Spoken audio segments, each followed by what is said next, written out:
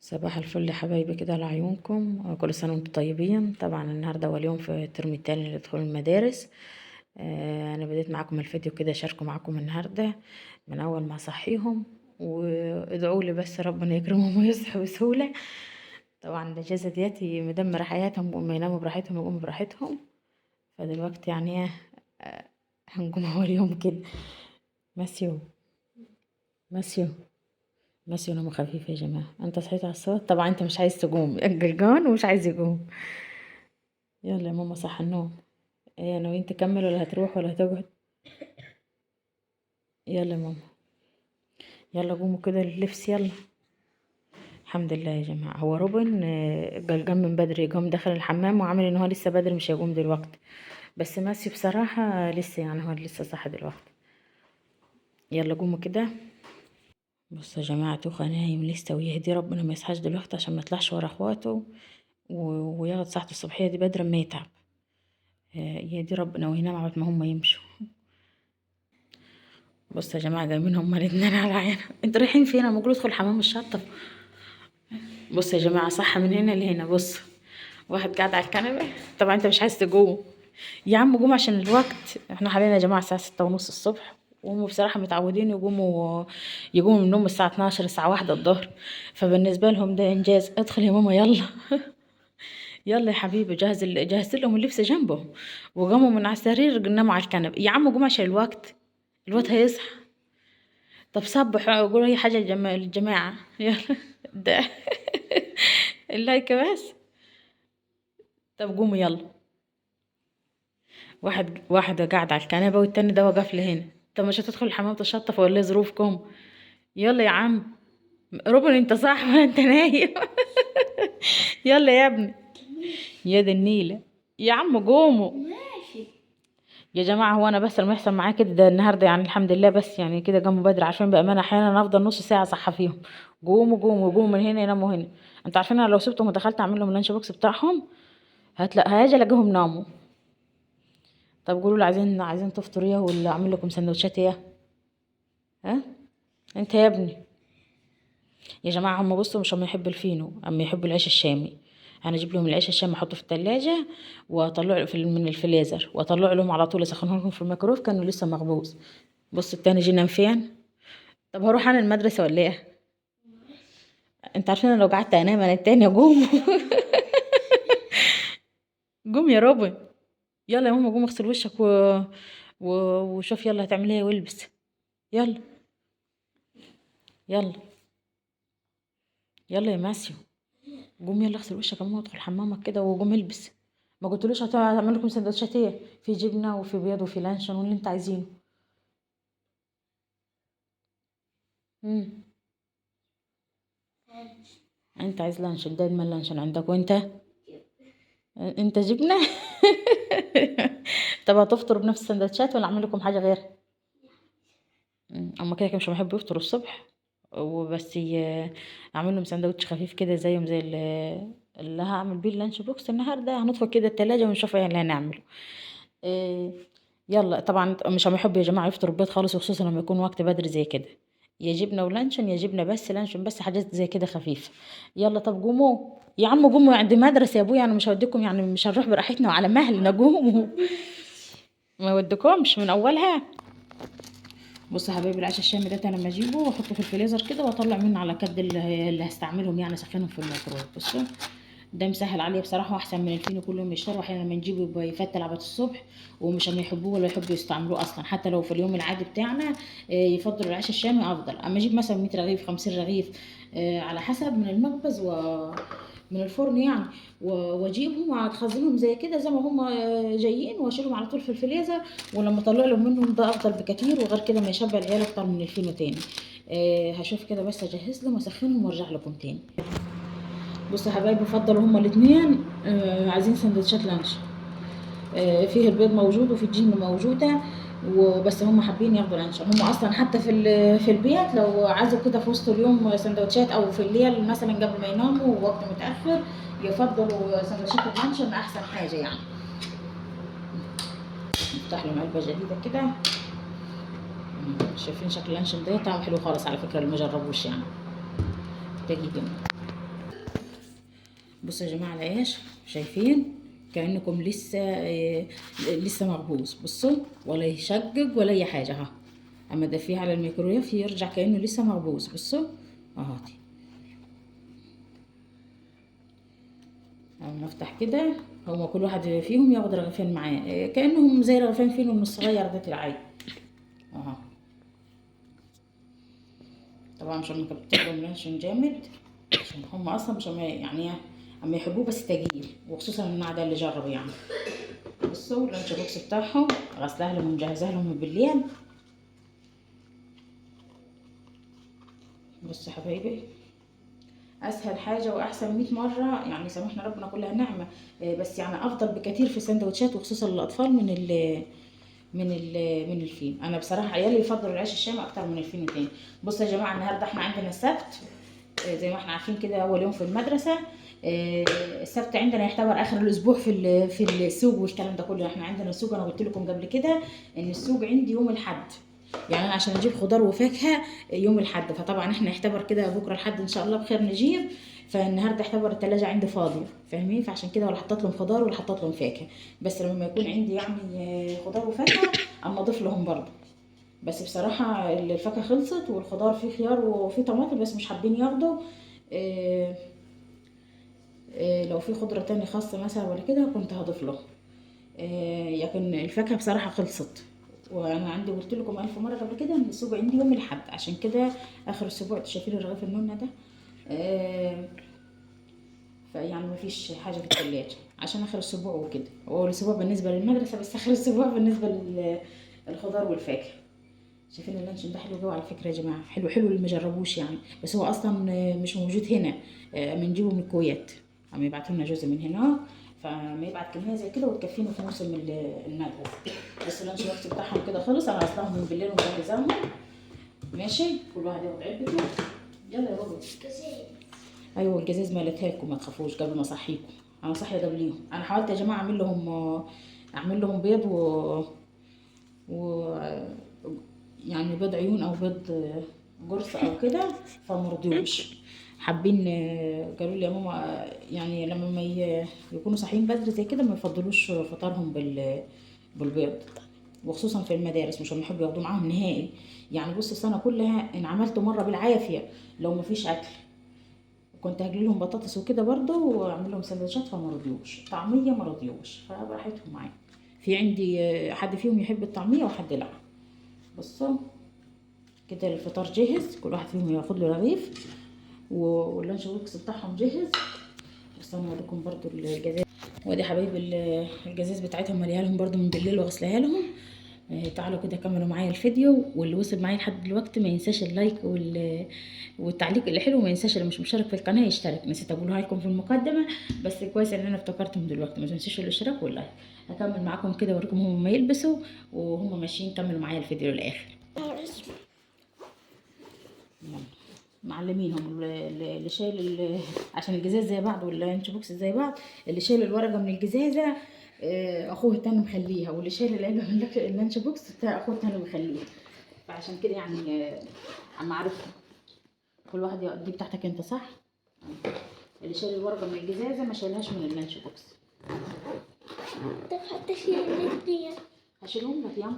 دي شلت الورق.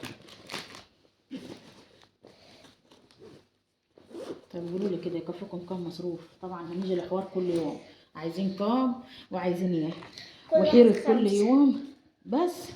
ايه والله جدع يا روباني. عشان نجيب اللي تخطخ حاجة.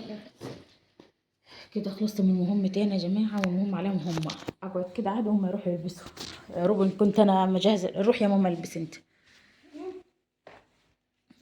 روبن هم يلبس. روح انت شطف يلا وتعالى البس. يلا يا روبن. قول لنا ايه احساسك يا روبن النهارده وانت صاحي بدري؟ جايبين يا جماعه عاملين زي السكرانين، مش عايز فيهم حد فيهم يقوم يروح المدرسه. انتوا عارفين انا كنت اما اوقف تصوير انا مجهز لهم اللانش بوكس بتاعهم، واقول له يا روبن قوم البس، يقول له حاضر، وابص عليه الاقيه نايم على الكنبه وهكذا. بس ماشي بصراحه كان ماسك لي التليفون، بس برضه اما ينام وهو واقف. بص ماشي يا امي يغسل وشه.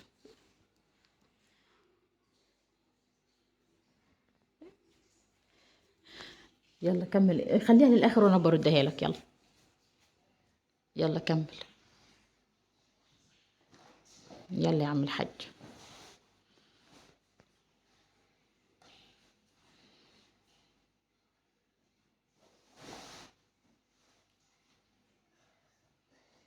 انا اموت واعرف انت ما تقعد على الكنبه تعمل لها ايه، لازم ينزل الفرش بتاعها.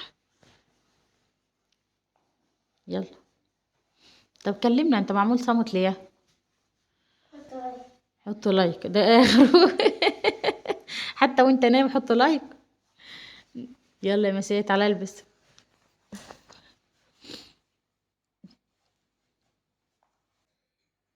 يلا يلا يا مسيا. يلا يا حبيبي انت كده خلصت. يلا عشان تلحق تفطر، حوش اللبس بتاعك بتاع البيت وحطه مكانه. يلا.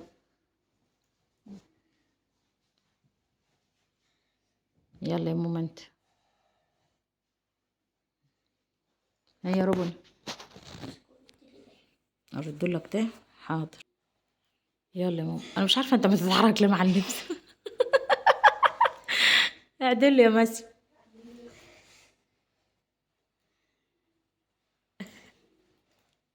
ظبط لبسك كمان من ورا انت. وانت عدل الجاكيت. يا جماعه انا على فكره ما اسيبهم يلبسوا نفسهم عادي حتى لو من غير تصوير. انا برضه اما اعمل لانش بوكس بتاعهم واملى لهم الجزايز دي مهم توجهز لهم يفطروا. وهم اللي احضر اللياقه بتاعتهم من هنا.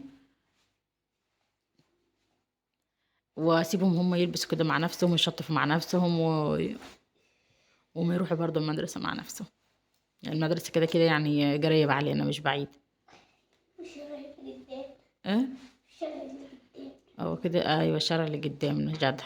يلا. مش قادر ترده. انت تخنت في الاجازه يا ام. الاجازه جت عليه بالخساره يعني. يا-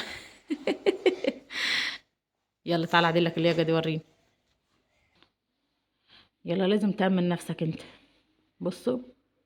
ولا دخل حرب، ده انت رايح المدرسه يا ام.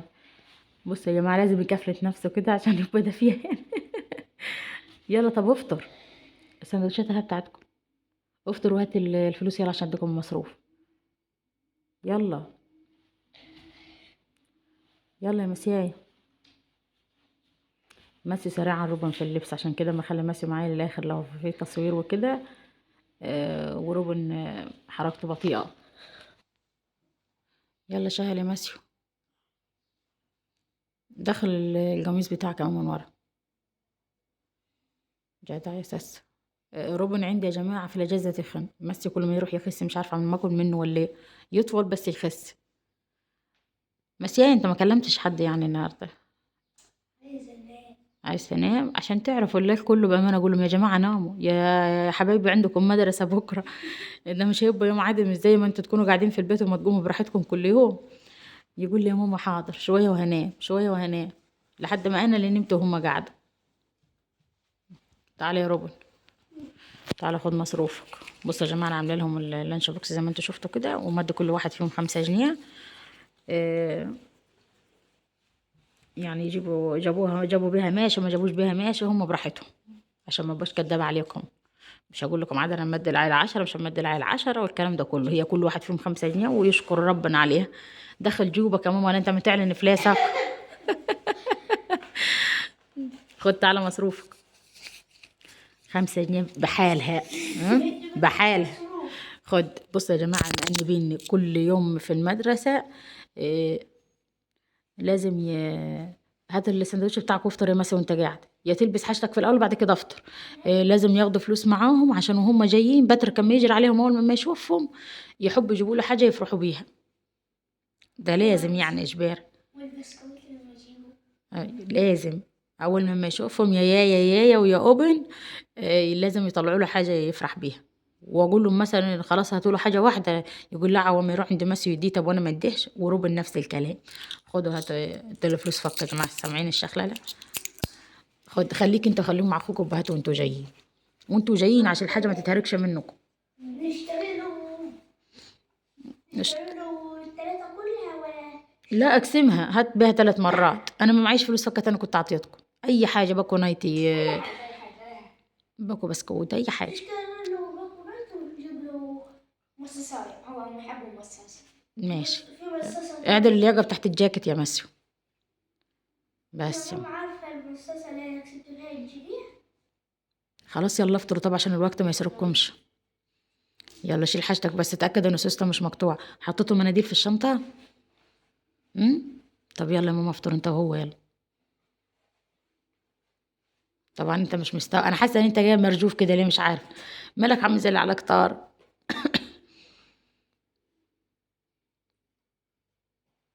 مش عاجبك الفطار؟ ما تاكل ليه كده بالعافيه؟ قلت ليه؟ عايز تنام يا دي النوم. النهارده عادي يا حبايبي، اول ما يجوا بخير كده يعني وربنا يقضي اليوم بخير. آه، اول ما يجوا كده يشوفوا اللي كان وراهم واجب ونشوف موضوع الكتب عاد والحوار بتاع الجلاد والكراريس والكلام الفاضي ده كله. آه، يناموا لي النهارده من الساعه 8. الحمد لله يعني انا بحب المدرسه عشان كده. بأمانة في الأيام العادية أقعد يا ابني نام يا ابني نام، وممكن أنا أنام وأقوم على صوتهم وهم بيتكلموا مع بعض، أو أقوم على صوتهم وهم مشغلين التليفون وهم يلعبوا قدام الشاشة وهم يلعبوا. ف يعني كانوا مصدعين حتى بترك يا عيني المسكين الصغير. بأمانة كان منام بالعافية من صوته، يقعدوا يضحكوا واحنا ننام وهو. يلعب معانا. وكانوا أحيانا بأمانة يسهر يقعد معاهم برضو يلعب. امبارح هو نام بدري بترك خالص امبارح. قام في نص الليل يا ماما يايا يعني قال عايز مسيو. يا ماما ابن وعايز يقوم يصحيهم، هو متهيأله ان هو خلاص كده نام وقام عايز يصحيهم يلعب. فين وفين لما قام نام يعني بقى ابتدى ينام تاني في نص الليل كده. ماما إيه؟ بأمانة وعيط عليكم عايز يصحيكم والله. نام بالعافية. طب كنت غيرتيني. ايوه دي جاتك على الطبطاب، انت لو تطول بترك يعيط عليك كل يوم. غيرت. سامعين يا جماعة يقولوا كنت غيبتينا. افطر يا ماسي حرك بوجك شوية ماما عشان الوقت. بص يا جماعة يعني أفكر مثلا أعمل لهم بطاطس مقلية مثلا بيض، جبنة وفطار وأحط لهم يفطروا كده زي البني آدمين مرضوش يقعدوا. بأمانة زي ما أكلمكم. مثلا كوباية لبن، بس أنا مش مفضل اللبن وهم طالعين برا. عشان ما يعملهمش مغص وكده. فمش مفضل اللبن نهائي وهم طالعين بصراحة. وأنا خصوصا عيالي يعني أنا يشربوا اللبن يتمغص على طول. فعشان كده مش مرضى أسقيهم وهم رايحين المدرسة. يلا يا ماما. مالكم كده عاملين زي اللي رايحين يتحبسوا؟ بص يا جماعة ده منظر عيال رايحة مدارس. يلا يا حبيبي انت وهو.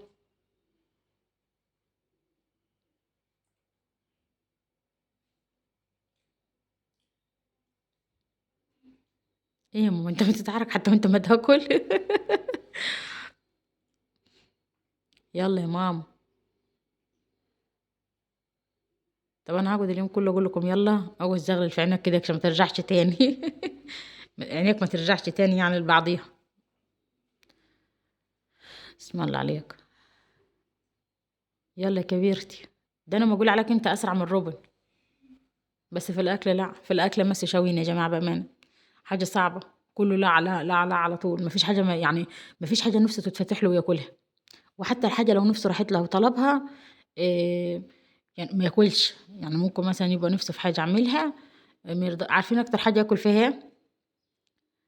الدوه فسيخ يا جماعة. الدوه فسيخ والله بأمانة وبصل أخضر وعيش طري وسيبوه ياكل ما يبقاش عايز يقوم.